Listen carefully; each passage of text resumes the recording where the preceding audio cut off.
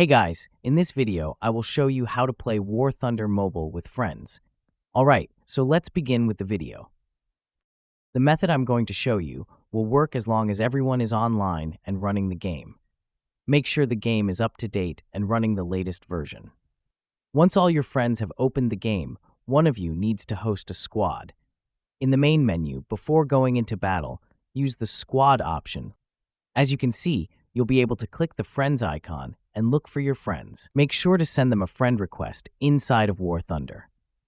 You'll also be able to send them a message and double-check their player card to confirm you are sending the invite to the correct person. After they add you to their War Thunder contacts list, you'll be able to click the option Invite to Squad. They will then appear under your friends list, and you'll be able to click Invite to Squad.